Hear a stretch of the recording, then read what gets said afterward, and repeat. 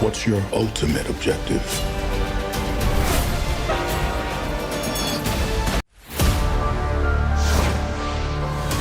The 7th installment of the thrilling Mission Impossible franchise is all set to rock the big screens on July 12. The exceptional Tom Cruise will return as Ethan Hunt with his adrenaline-fueled stunts and nail-biting action sequences in Dead Reckoning Part 1, and our excitement is soaring higher with each passing day. But before you folks head to the theaters, we decided to give you a quick recap of the events of the previous 6 films to bring you up to speed on all the heart-stopping moments and jaw-dropping missions of the MI series. So get your parachutes ready and let's dive right in. But before we go into our explanation, we have a very small request. If you like our content, please support us by subscribing to our channel. This is a small click for you, but for us it means a lot. Thank you, and let's begin.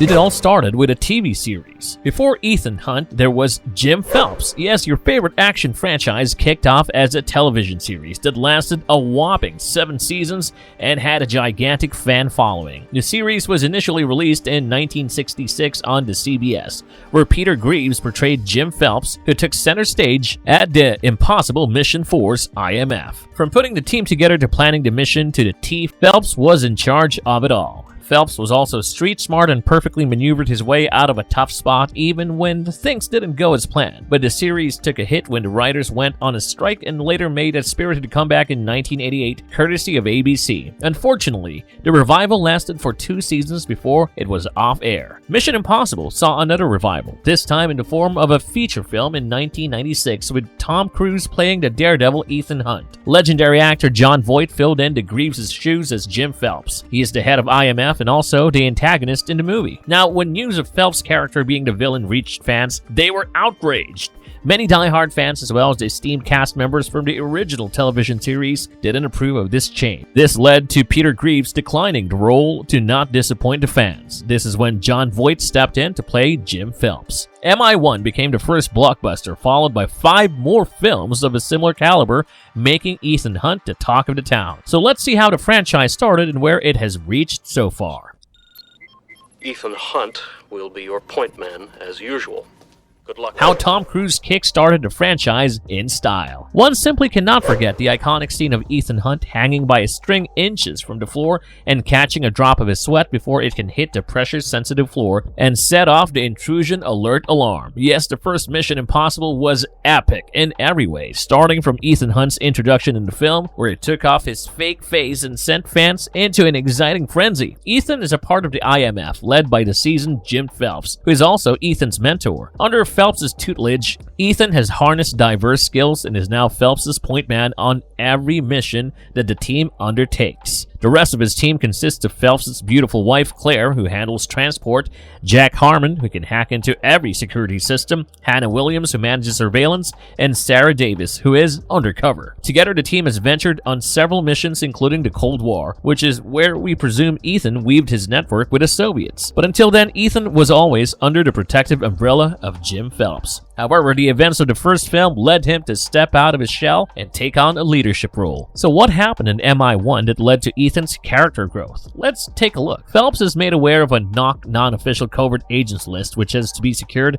at any cost. What is this list? It basically has the real names of every undercover agent in the world, so clearly it is a ticking bomb for all of them. The mission, should they choose to accept it, was simple. Locate the person who stole the disc with a NOC list from the Prague embassy, track him to his buyer, and apprehend them both. But it's not called Mission Impossible for nothing. While part of one mission does go down smoothly, the second part is left in turmoil as one by one the IMF agents start getting killed mysteriously. Ethan is bewildered as he hears and watches his team die, including Jim Phelps. Ethan contacts the IMF director, who tells him that they had designed the entire operation to get a hold of a traitor amidst them, and because Ethan was the last known survivor, it is evident that he was the mole. Also, the NOC list was never in Prague. With the entire IMF on his hunt, Ethan has a tough self-mission to prove his innocence while saving the knock list from falling into the enemy's hands. He heads back to the safe house where he deciphers that the buyer's name is Max and DeMol called themselves Job 3:14. He later realizes that 3:14 refers to a verse from the Bible, but the surprises keep coming when Phelps' wife Claire, who was presumed dead, arrives at the safe house. As it turns out, Phelps had warned her of the compromised situation, allowing her to escape. Now Ethan and Claire begin their search for the real mole, but that route goes via a highly secured facility in Langley where the real knock list is stored. Ethan decides to steal the knock list so that both Job and Max can be caught. That's hitting two birds with one disc. Ethan takes the service of Luther Stickler and Franz Krieger to steal the disc from the CIA headquarters in Langley. Manipulating the sound, temperature, and pressure-sensitive floor, Ethan manages to get the knock list on a disc. Later in London, he comes face to face with a ghost from his recent past, Jim Phelps, who is recovering from his gunshot wound and spins a clever tale of his survival. Phelps also tries to misdirect Ethan by pointing fingers at the IMF director as the real mole, but Ethan had already seen through the facade when he saw the Bible cover, which revealed that it was from Drake Hotel, Chicago, where Phelps was staying during a mission. Ethan pieces everything together, and the film reaches a thrilling climax aboard a speeding TGV train to Paris, where Ethan meets Max. But the surprises just keep coming. Turns out Claire was in on the plan with Phelps all along. After some mind-blowing stunts atop the train and one where Ethan almost gets chopped into pieces by a helicopter in the Channel Tunnel, the movie comes to the most thrilling conclusion. With Phelps dying and Max apprehended, the knock list was once again secured and Ethan Hunt was barred from all charges, but he made one close friend who would follow him in the next movies, Luther Stickler. Now for some exciting facts about MI1, did you know that Ethan Hunt's alias in the film was Philip Duche and Jim Phelps was listed as his training agent? And guess what? Ethan also had the highest pay grade among his team members, except maybe Phelps.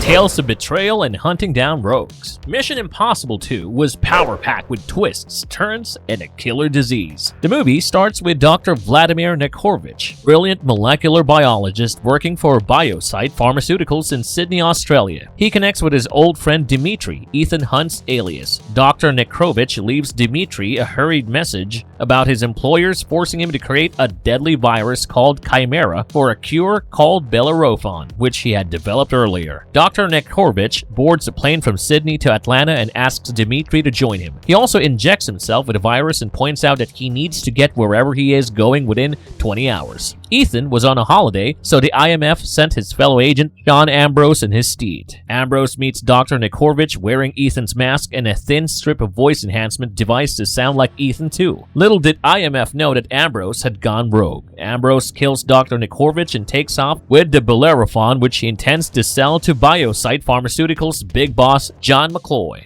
After much trouble, the IMF finally finds the real Ethan rock climbing without harnesses. Swanbeck, the IMF director, informs Ethan of his new mission and that he can recruit any two members, but the third member of his team has to be Naya Nordoff Hall, a skilled thief and Ambrose's ex-girlfriend. After some persuasion and a romantic encounter, Ethan finally convinces Naya to join his team, with Luther and helicopter pilot Billy Baird completing the team. Naya is placed back in Ambrose's life as an undercover agent under the guise of reigniting their flame. At a raising event, Ambrose meets McCloy and shows him the ill effects of Chimera on one of McCloy's employees and Dr. Nekhorovich's colleague. Naya retrieves the disc, which Ambrose has kept in his jacket pocket, and hands it over to Ethan to make a copy. Unfortunately, Naya doesn't put it back in the correct pocket, triggering Ambrose's doubt. The team unveils that McCloy has the virus Chimera, but the only cure was stolen by Dr. Nekhorovich and was now in the possession of Ambrose. McCloy intended to spread the virus and then sell the treatment to make huge profits. So the team embarks on another impossible mission to break into Biosite's facility and destroy the Chimera, so Ambrose is left with a cure for no disease. Meanwhile, Ambrose, in Ethan's disguise, confirms his doubts about Naya and becomes aware of the entire mission. Using her as bait, Ambrose stops Ethan from destroying the Chimera. In the electrifying action that ensues, Naya injects herself with the last Chimera to prevent anyone from further exploiting the virus. She tells Ethan to kill her, but he refuses and promises to save her. But now Ethan is put on a 20-hour timeline to recover the cure from Ambrose and save Naya. Ambrose, intent on unleashing a pandemic, releases Naya on the streets of Sydney. With killer bike sequences, Ethan and Ambrose engage in an ultimate fight. Meanwhile, Luther and Billy find Naya on the edge of a mountain, ready to take the plunge. They bring her to Ethan Ethan, who manages to secure the cure, but the clock is ticking to its final minute. With 20 seconds left, Ethan passes the drug to Luther while dodging a bullet from Ambrose. Luther injects Naya with a cure in time to save her life. Ethan picks up a gun from the sand and fires a fatal shot at Ambrose, bringing the film to a formidable end. Now, MI3 had a deadly beginning with our beloved protagonist captured by the enemies, who deliver an explosive charge in his head. The movie's antagonist, an arms dealer named Owen Davian, inquires about the whereabouts of the rabbit's foot, to which Ethan replies that he had handed it over to Davian. A woman named Jules is tied on a chair in front of Ethan, and Davian points a gun to her head, threatening Ethan that if he doesn't hand over the rabbit's foot before he counts to 10, he will shoot her. Davian is obviously someone dear to Ethan because he is now panicking. Davian counts to 10 and shoots, and we see Ethan scream a loud no. The film then goes into a backstory where we see a retired agent Ethan Hunt living a happy and cozy life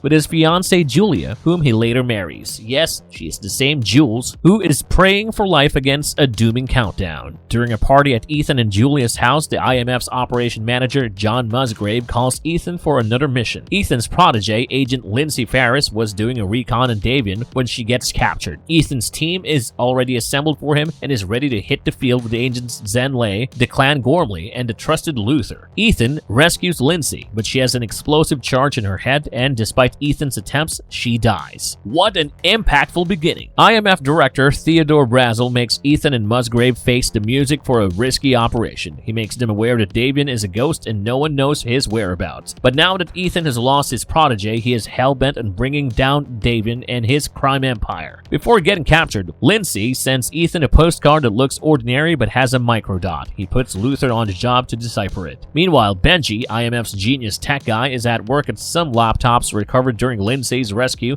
but were severely burnt. Benji informs Ethan and Luther that Davian will be at the Vatican and that it has something to do with the rabbit's foot. The team heads to the Vatican armed with gears for a smooth extraction. They scan Davian's face and digitally carve and print a mask that Ethan dons, but they still need to get a voice match. Enter Zen and her skill of flawlessly spilling wine on Davian's shirt, causing him to use the restroom where the clan and Ethan are waiting to intercept him. Ethan forces Davian to speak a few words before tranquilizing him, and there we have the perfect swap. Ethan walks away with Zen in a flirtatious act and with a package meant for Davian, while the IMF captures the real Davian. They also set up a car blast to let Davian's translator and head of security think that he is dead. But Davian isn't your regular antagonist. He is evil personified, and he threatens Ethan that he will hurt whoever Ethan cares for. While en route, Luther also deciphers the microdot from Lindsay and shows Ethan a video file in which she mentions a possible connection between Brazel and Davian. Davian's mercenaries attack the convoy, taking him to the IMF headquarters and rescue him. Meanwhile, as Davian promised, Julia is on the target and gets kidnapped from the hospital where she works. Ethan gets 48 hours to retrieve the rabbit's foot to save Julia. However, the IMF apprehends Ethan for irresponsibility.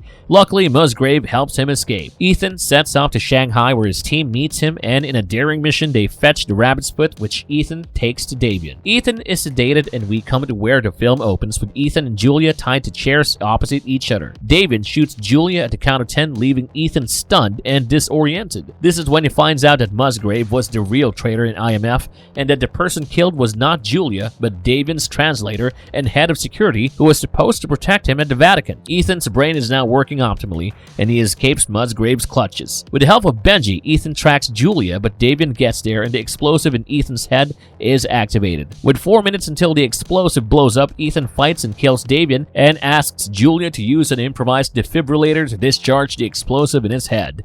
Julia saves Ethan and also shoots Musgrave, who is attacking him, and all ends well at the IMF. Ethan asks Brazel what the rabbit's foot is, but gets no honest answer. So what do you guys think the rabbit's foot is? Share in the comments below while we catch you up on the next film. Now that brings us to the fourth installment of the franchise, MI4, the first movie to get a subheading as Ghost Protocol, which the previous 3 lacked. Ghost Protocol begins with Agent Trevor Hanaway retrieving Russian nuclear launch codes from a target in Budapest, but he is killed by the deadly assassin Sabine Moreau, who plans to sell the codes to a mysterious entity we know as Cobalt, a level 1 nuclear strategist for Russian intelligence. The IMF decides that Ethan has had plenty of me time in a Russian prison after Julia's apparent death and brings their best agent back on the field. Agent Jane Carter, who was also Hanaway's ex-girlfriend and handler, and Benji, who is on the field after a promotion, for the first time rescue Ethan, but Ethan brings along a friend named Bogdan because he never leaves his friends behind. Ethan, Jane, and Benji are tasked with discovering Cobalt's real identity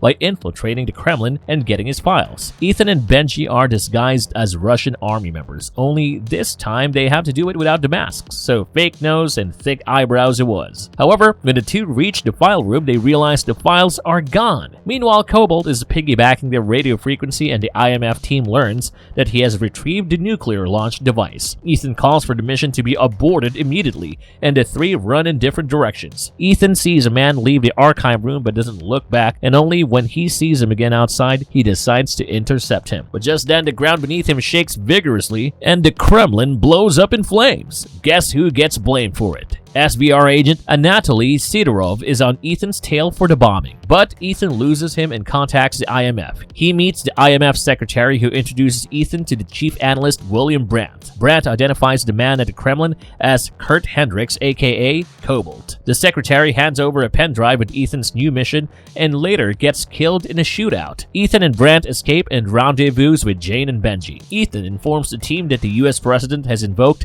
the Ghost Protocol, shutting down IMF. With no support or safe houses, the team heads to Burj Hotel Dubai, where Sabine is meeting Marius Winstrom, Cobalt's operative, to sell the launch codes, and we see Ethan's brilliant stunt hanging outside the tall hotel, trying to breach the server room with sticky gloves. What a bone-chilling stunt that was. From deceptions to running straight into a sandstorm while chasing Winstrom, the team tries bravely to stop him, but Kurt Hendricks gets his way and is in the wind with the nuclear launch codes. Meanwhile, Jane avenges her beloved and, although accidentally, throws Sabine off the building. With the help of Bogdan, Ethan meets an arms dealer who goes by the name The Fog. The Fog unveils that Hendricks is en route to Mumbai to buy the Novosti satellite from telecom business tycoon Brij Nath. The IMF team arrives in Mumbai and locates Brij Nath, but Hendricks heads to Nath's telecom tower to kill the server before anyone can tamper with the satellite. Jane seduces Nath and gets the override codes from him, but it's too late. The IMF team decides to pursue Hendricks instead and drives down the streets of Mumbai to reach the telecom headquarters. Hendricks launches one missile, claiming it to be retaliation for Kremlin. The IMF arrives at the telecom base, hopping to override a warhead. Ethan heads after Hendricks while the rest of the team tries to stop the missile before impact. In yet another heroic showdown, Ethan fights Hendricks across the shifting car parking levels to finally kill Hendricks and abort the missile with the team's help. Phew, that was close. Also, Ethan very cornerly did scream the words "mission accomplished" when he hit the bottom, which Luther laughed about later. At the end of film 4, Ethan gets another mission. IMF informs Ethan that the military system was breached by an organization called the Syndicate. Ethan?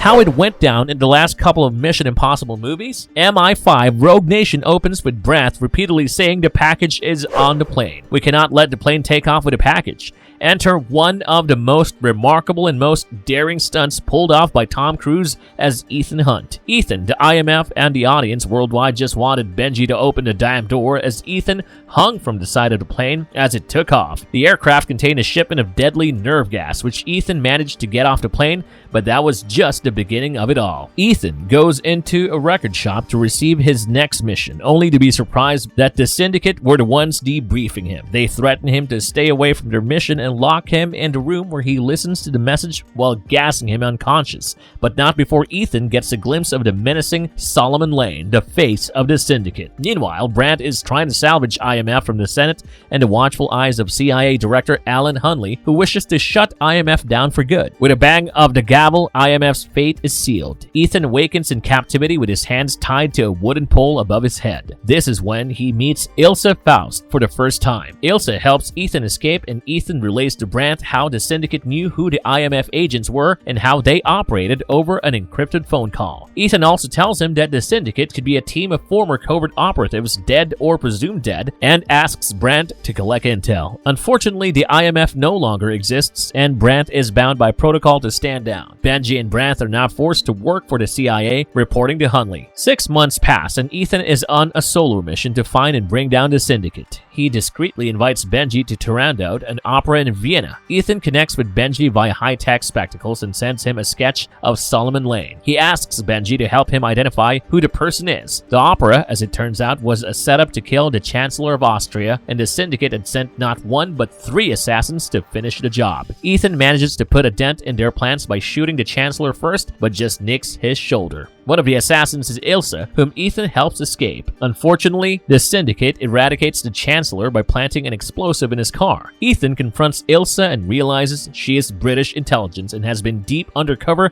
trying to bring down the Syndicate. Ethan lets Ilsa go in hopes of connecting with her again. He then leads Benji to a safe house and discloses his findings of the last 6 months. The Syndicate has been cleverly killing renowned people, causing civil wars, etc. across the globe under the ruses of car accidents, missing flights, and so on. Ethan and Benji later find Ilsa through a hidden pen drive in her lipstick, which is in Ethan's possession. They meet in Casablanca, Morocco, and Ilsa informs Ethan that the man he is finding is Solomon Lane, an ex-MI6 agent. Now, what these guys don't know is that the British government disavowed Ilsa, so her exact motives are unclear. Meanwhile, Brandt is not sitting idle. After Hunley sends the Special Activities Division after Ethan, Brandt meets Luther and they try to locate Ethan. Ethan, Benji, and Faust infiltrate a heavily guarded facility beneath a power plant in Morocco to retrieve a stolen digital ledger containing what they think the names of dangerous Syndicate operatives, and in a series of Ethan getting betrayed, we have yet another one. Ilsa takes off with the digital ledger, however, it's a copy that Benji was smart enough to make. Ilsa meets her handler, MI6 Chief Atlee, who isn't clean. While Ilsa tries to wriggle her way back into her country, Atlee discreetly deletes the data on the drive and forces her to continue her undercover assignment. Benji, Brandt, Luther, and Ethan regroup to learn that the ledger is an encrypted British government virtual red box. The catch, it requires the Prime Minister's biometrics to unlock. Clearly, the next target is the British Prime Minister, so the IMF sets off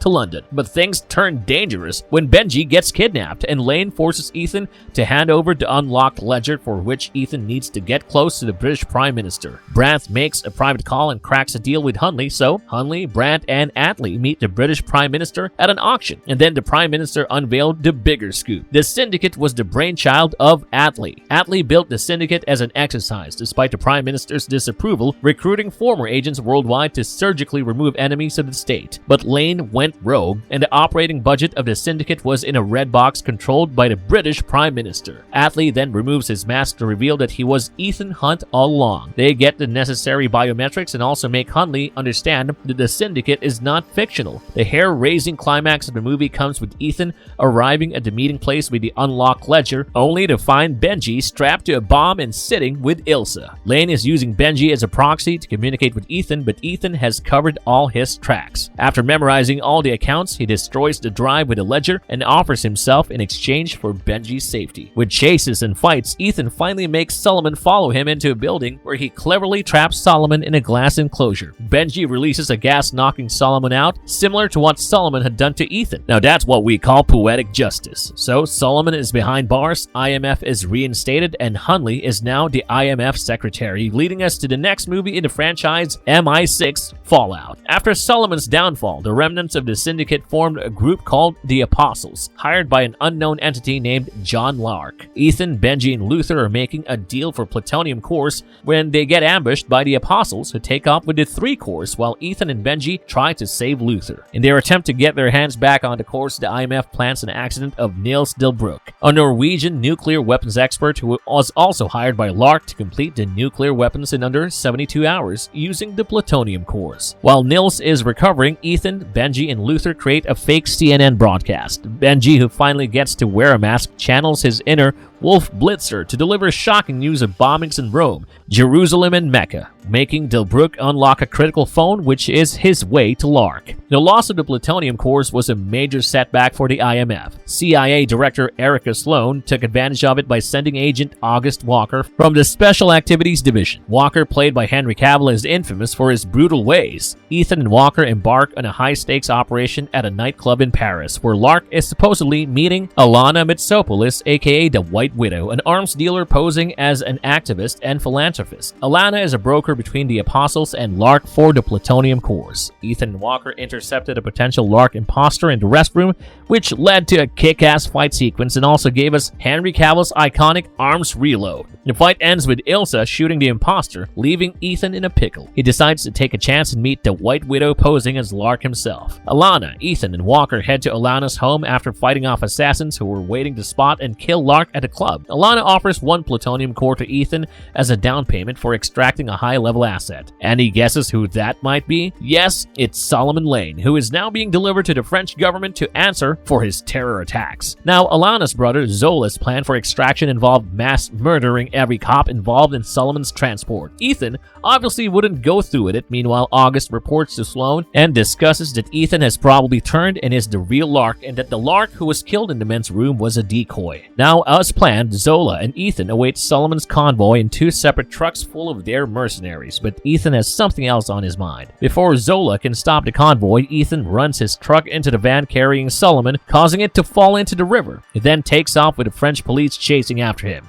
He even clearly ensures that the mercenaries from his truck fall off on the road and get arrested by the cops. At the same time, Luther and Benji rescue the drowning Solomon, with some mind-blowing chase scenes on trucks, bikes, and cars, deadly maneuvers, and even dodging an attack from Ilsa. Ethan, Walker, Luther, and Benji get Solomon out of France and to their safe house in London. They are to hand over Solomon to Alana in London in exchange for the cores. However, their plans take an unexpected turn when IMF Secretary Hunley receives manipulated evidence, falsely implicating Ethan as Lark, and waits at the safe house. Ethan explains his elaborate plan to Hunley, where Benji gets to don the mask once again. They plan to send Benji as Solomon while Walker stays back to guard the real Solomon. But Hunley is resistant, so Ethan subdues him and heads to meet Alana with Solomon and Luther, leaving Walker behind. And now for the big reveal. Turns out Walker was the real Lark. He tries to help Solomon escape, only to realize that it is Benji dressed as Solomon and that Ethan and Luther never left the building. Hunley was in on it too. Armed with his crucial information, the IMF alerted CIA Director Sloan, who swiftly dispatched the CIA Special Activities Division unit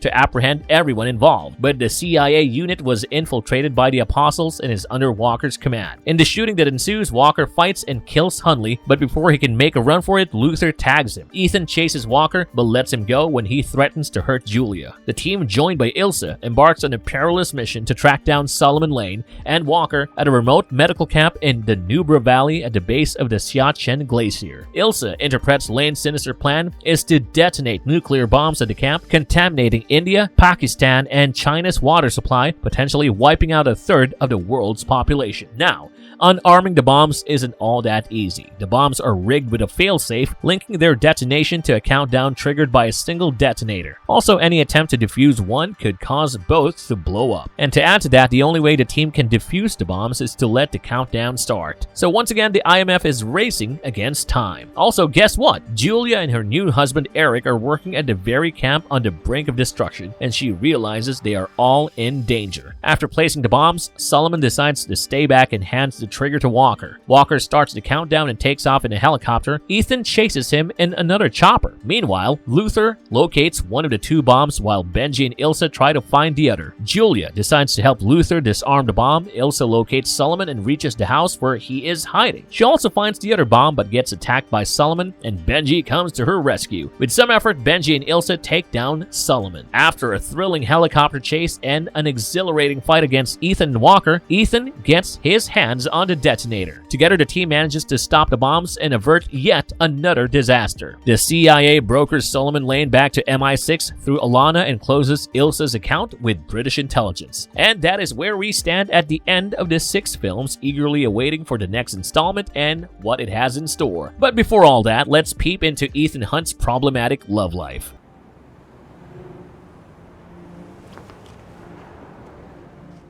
Understanding the troublesome love life of Ethan Hunt. Now, Ethan Hunt is quite charming, even though he is mainly focused on the impossible missions at hand. Yet, in almost every film, he has stolen a kiss or two except the first one. Although Claire did try to charm her way into Ethan's heart, Ethan was uncertain about her. In MI2, Ethan and Naya had chemistry written in the air from the moment they set eyes on each other from across the room, followed by their close encounter in the ethnic tub where Naya is trying to unlock a safe while on top of Ethan. And then, of course, Ethan raced her in the car, with her eventually losing control as they spiraled into cars, only for Ethan to save her and offer her the safety of his arms. From there on, the attraction between them flourished, and even when Ethan painfully sent her off to Ambrose, it troubled him to see Naya with him. At the end of the film, the two were still together, but we don't know what happened to their love story post that. We guess things didn't work out, with her being a thief and him an IMF agent. What do you guys think? However, from the third film onwards, the constant in Ethan's love life was Julia, whom he met at Lake Wanaka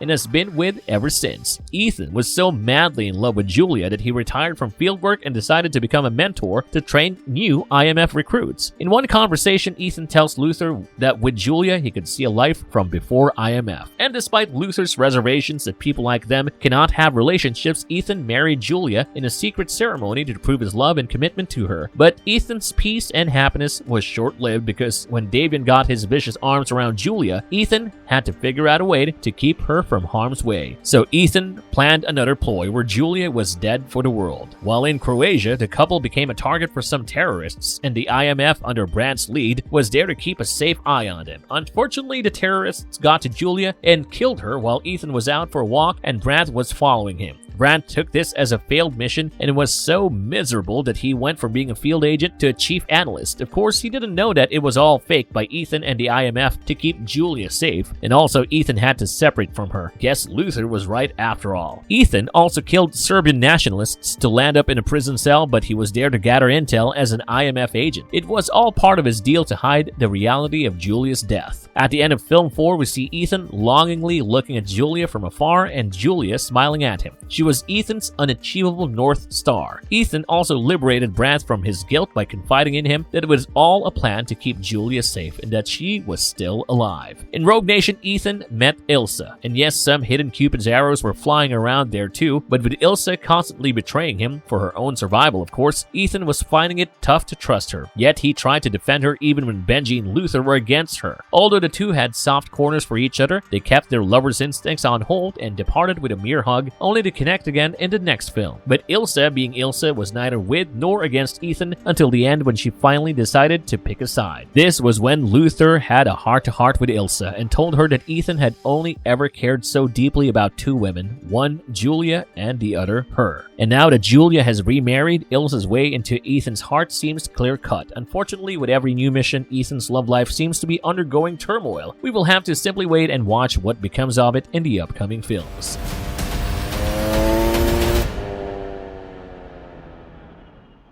What can we expect from MI Dead Reckoning? The much anticipated high adrenaline fueled adventure is all set to hit the screens. Mission Impossible Dead Reckoning Part 1 sets Ethan and his team on a mission against a lethal weapon threatening to annihilate humanity. Once again, Ethan will be racing against time, facing a formidable enemy with missions spread across the globe. The film will also see our favorites Benji, Luther, and Ilsa return to the screen, along with some new and old characters, and this time, Ethan Hunt is outdoing every crazy stunt he has done across the Mission Impossible franchise. First off, Tom Cruise took on speed flying. Now, speed flying is challenging because it's unpredictable and it definitely takes some nerves of steel to perform. But as director Christopher McQuarrie recently said, Tom Cruise has no limits, so we can only expect them to raise the bar higher with Mission Impossible 7. Cruise also reportedly trained, completing a staggering 500 skydives and a jaw-dropping 13,000 motocross jumps for another heroic stunt where he will be riding off the edge of a cliff and jumping off the bike. Mission Impossible Dead Reckoning was shot all at once, but the film is divided into two parts. While Part 1 will release on July 12, 2023, Part 2 will most likely be released in June 2024. Now, we hope this refresher helped you recall the last 6 films and prepare you for what's to come. The 7th and 8th films could be the end of the Mission Impossible franchise, so make sure you catch them in the theaters when they come out. Let us know your thoughts about this in the comments below, and remember to watch out for the exciting way in which Ethan will receive his next mission should he choose to accept. If you liked our content, don't forget to leave a like and subscribe to us if you haven't already. Have a good one and be safe. Thanks, everyone. Ethan?